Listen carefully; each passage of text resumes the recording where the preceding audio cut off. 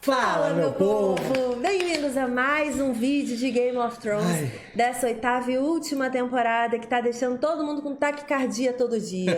Não é? Meu coração não para de palpitar. Se você perdeu todos os conteúdos sobre o segundo episódio dessa 8ª temporada, eu vou deixar os links todos aqui na descrição.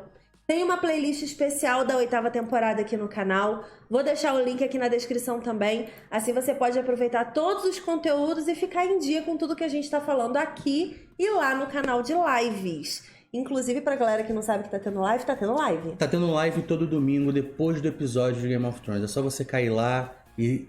Já que ninguém consegue dormir, né? Depois do episódio ninguém consegue dormir. Não dá, gente. A gente fica ansioso querendo saber o que vai acontecer nessa história. E aí a gente senta pra teorizar sobre o próximo episódio. Então o link do canal de live está aqui na descrição também. Vai lá, já se inscreve, já ativa a notificação para não perder nenhuma live de Game of Thrones. Boa! Antes da gente começar esse vídeo, um recadinho super rápido para vocês. Nosso parceiro da 8ª temporada de Game of Thrones é o aplicativo Futur, que para quem não conhece, promete prever o futuro através do pensamento da massa. Eita. Quanto mais gente acha que Jon Snow vai seguir por um caminho, mais chances tem de menino Jon Snow seguir realmente por aquele caminho.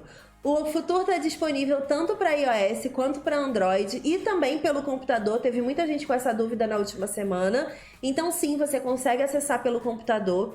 Você faz o seu login pelo Facebook, direto, rapidinho. E lá você consegue fazer apostas sobre o final, o destino e a história e o rumo de Game of Thrones. Você aposta sem dinheiros, é com a moedinha do próprio aplicativo que se chama ONS. E você pode tentar prever o futuro. Inclusive, essa semana estreia Vingadores Ultimato. Tem várias perguntas de Ultimato lá ainda. Então, se eu fosse você, eu baixaria o Futur, já votaria em Ultimato para garantir mais ONS para continuar votando em Game of Thrones. Boa! E essa semana foram incluídas várias perguntas novas, inclusive baseadas nos comentários das lives de domingo que a gente faz. Então, muitos comentários de vocês estão virando perguntas dentro do Futur. Uma delas, por exemplo, é: será que o Rei da Noite vai conseguir realmente chegar em Winterfell? Será que ele vai entrar em Winterfell? A outra é: será que ele vai conseguir encontrar com o Bran? Será que eles vão ter aquela conversa que estamos todos esperando há algumas temporadas em Game of Thrones? E a terceira, e mais importante pra mim, porque, sério, eu fico realmente preocupada com a participação de todos, inclusive dos nossos queridos dragões. Será que o Rei da Noite será atingido pelo fogo de dragão? E será que isso faz alguma diferença na vida dele, de fato? Ou ele vai ficar pleno? Fogo de dragão na cara dele e ele passa do tipo: gente, vocês queriam me fazer cosquinha?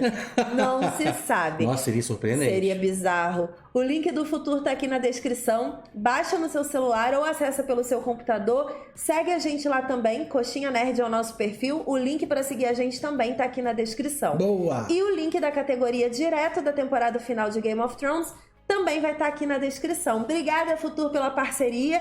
E eu tô adorando ver os prints de vocês lá no Instagram das votações que vocês estão fazendo. Continuem me marcando lá que eu tô comentando de todo mundo. Bom, vamos começar a falar de guerra, Panda Mendes. Estamos aqui para falar de guerra por quê? Porque Guerra o próximo é tenso. episódio vamos ter mais de 50 minutos De guerra. só de batalha. Só de guerra. Game of Thrones é marcado por grandes batalhas. Sim. Logo no início a gente tem uma grande batalha que é a Guerra dos Cinco Reis, que é dos Lannisters contra o Robb Stark. Tem muitos reis envolvidos ali na história. Depois a gente tem a batalha da Daenerys com o Jaime Lannister, que tem dragão queimando todo mundo. Tem Batalha dos Selvagens, tem a Batalha dos Bastardos, muitas batalhas em Game of Thrones. Mas nenhuma supera essa que está por vir. Por quê? Porque é a batalha mais aguardada, né? Sim. Se você pensar, o primeiro inimigo mostrado na primeira temporada, no início da primeira temporada, era o exército do Rei da Noite se formando.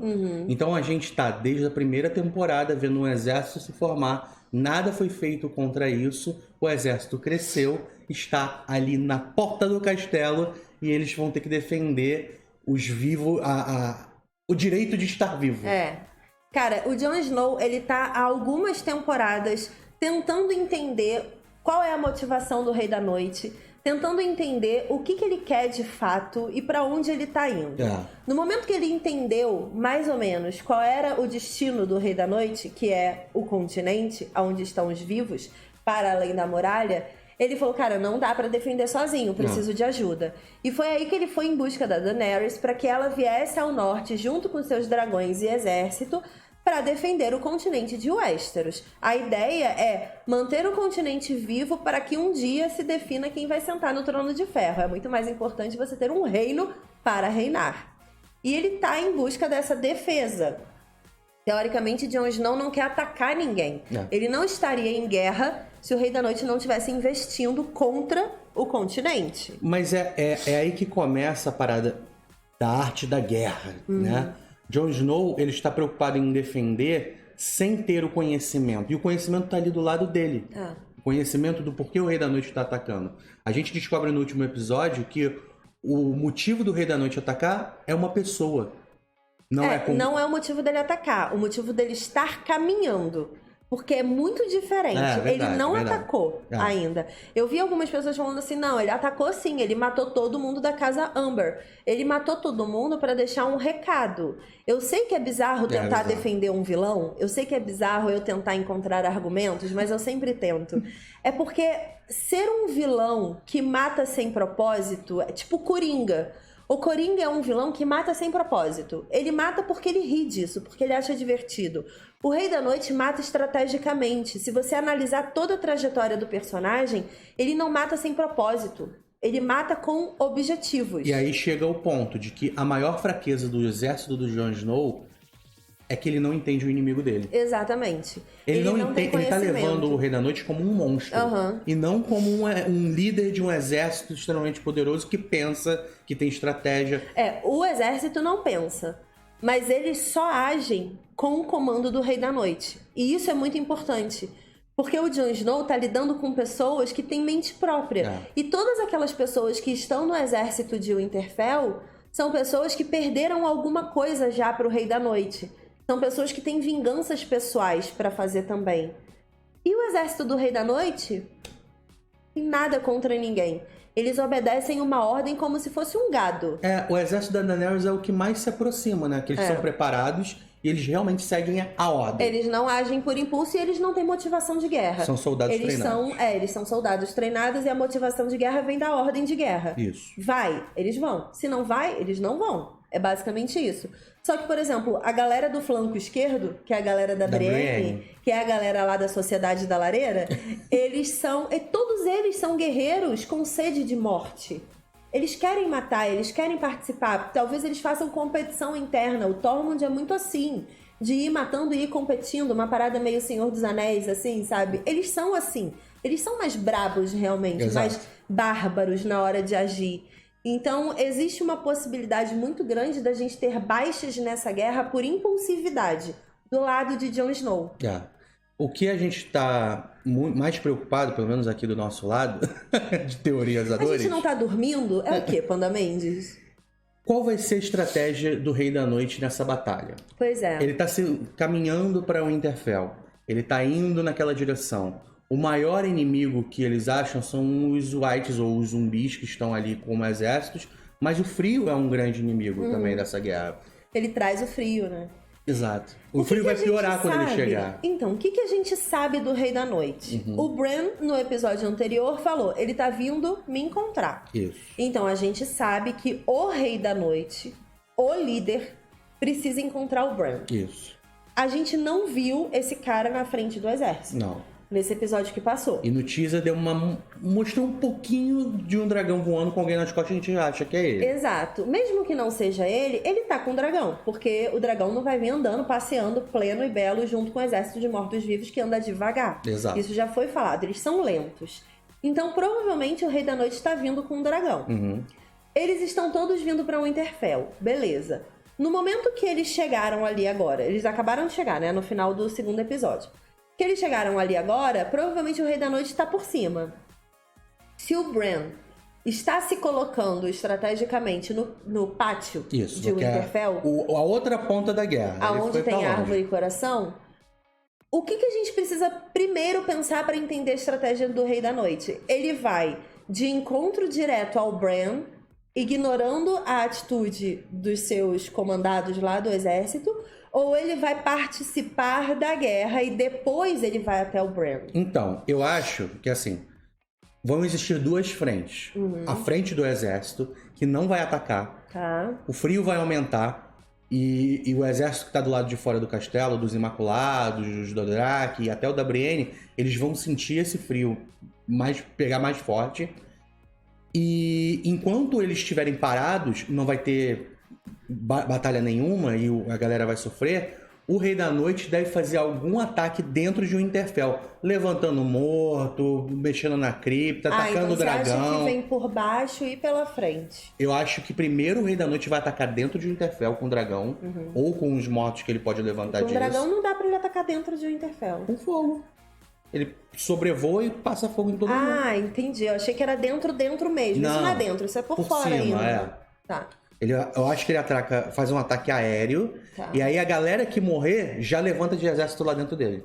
Entendeu? Entendi. Ele já utiliza isso. E aí o caos está instalado, com um ataque só, ele consegue desestabilizar a base de Winterfell. Tá. Mas aí depois disso ele iria direto pro Bran. Pro Bran. Pra conversar com o Porque Bran. a atenção da defesa do Bran vai ser voltada para conter o que está acontecendo dentro de Winterfell. Então, teve uma coisa interessante que o showrunner falou, que é o seguinte, os showrunners, né?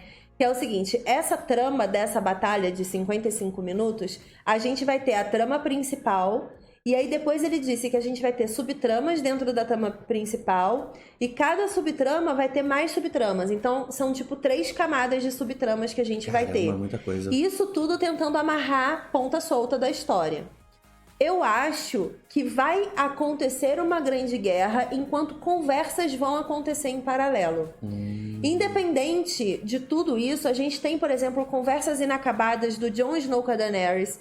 E eu não acho que eles tenham maturidade pra falar, vamos deixar pra depois. Eles estão juntos. Eles saíram das criptas juntos e foram lá pra cima. É, a maior cara da Daenerys exigir que o Jon Snow faça alguma coisa pra ela se posicionar da forma que ele quer, sabe? Exato. Então a gente tem ali, talvez, algumas rusgas de discussão entre a galera que não afete diretamente a batalha, mas que ainda assim já vá resolvendo alguns tópicos de discussão. Sim. Porque tá todo mundo meio que reclamando que esse ponto Aegon Targaryen foi deixado pro final do primeiro episódio e foi deixado pro final do segundo episódio. E eu tenho pra mim que só foi deixado pro final dos episódios porque o Jon Snow precisava encontrar com a Daenerys e passar pra ela a informação pra essa treta ser desenvolvida. E no primeiro episódio ele demorou pra encontrar o Sam. Sim. E no segundo episódio ele fugiu da Daenerys o episódio inteiro. Então, quando ela colocou ele contra a parede, que ele falou, e foi no final do episódio. Agora, no terceiro episódio, eles já começam juntos. Eles vão pra fora da cripta juntos, e eles estão juntos o tempo todo. Então, eu acho que eles permanecerão juntos em estratégia de guerra e discutindo e conversando paralelamente. O que torna isso mais novela pra galera que acha que é novela. Porque vai ter briga de casal, com certeza, por conta das estratégias de vida, né? Eu acho que eles vão disputar a liderança Dentro da guerra. Pois é, mas só que tem também tipo, o lado um do passando Bran. Estratégia pro outro e o outro não querendo obedecer. Será que eles Eu vão acho perder que vai tempo ter. com isso? Eu acho que sim. Então, na minha opinião, o Jon Snow e toda a estratégia de guerra da galera tá errada. Aham. Porque eles não estão preocupados em saber o que de fato o Rei da Noite quer. O Bran fala alguma coisa daquele tipo, o Sam se mete e ninguém fala nada. Ninguém pergunta. Quando eu falei Ninguém isso, questiona. eu falei isso no vídeo de segunda-feira. Eu falei assim, cara, se eu tivesse um corvo de 3 olhos do meu lado, eu ficaria fazendo perguntas pra ele, tirando dúvida. Claro que ele diz que não pode contar nada, não pode falar nada do que ele sabe, assim, do que vai acontecer, nem nada disso. Ele faz perguntas instigantes que ninguém desenvolve. Tipo quando ele falou pro Jaime, ele falou, cara, como é que você sabe que você vai sair vivo dessa, sabe? Como é que você sabe que você vai vencer? Não. Ele faz perguntas que são relevantes, porque se tiver alguém mais curioso ali do lado, poderia falar, mas por quê? Você sabe quem vai vencer? Essa já seria a resposta se ele consegue ver o futuro ou não. Ele deixa perguntas no ar e comentários no ar que ninguém se aproveita pra conversar. Mas se você vê, a estratégia do Corvo de 3 Olhos é sempre a mesma. Ele toca num trauma da pessoa, ele puxa esse assunto, tipo, a pessoa puxa assunto com ele. Aí ele vai e fala assim, ah, o seu casamento, né, Sansa? Ah, você me empurrou da janela, né, Jaime? Ah, Arya, você matou um montão de gente, né, e ficou cega. Ele toca no trauma. Aí a pessoa se retrai. as pessoas ficam assustadas com ele, Aí, né? junto com isso, que não tinha como ele saber, ele vai e fala alguma coisa, uma pergunta que a pessoa já tá retraída. Sim, e aí sim, ela não pergunta. verdade. É sempre a mesma estratégia, mas é uma estratégia de manipulação. É, com certeza. Sim. E é muito louco, porque ele é o cara que o Rei da Noite está querendo encontrar.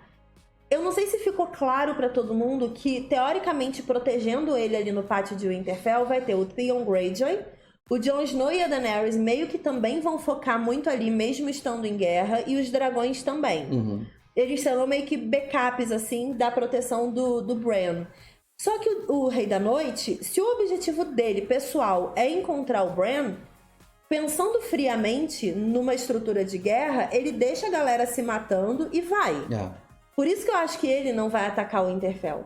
Na minha opinião, ele está cagando e andando, literalmente, pra todo mundo que tá ali no Winterfell. E o trailer estaria nos enganando quando a Daenerys fala, eles já estão aqui dentro. Né? Mas podem ser eles Pode ser outras exército, coisas, sim. entendeu? E aí o Rei da Noite, pra mim, ele vai direto no Bran. E eu acho que vai ser uma das subtramas que os showrunners disseram que vai perdurar durante boa parte do episódio.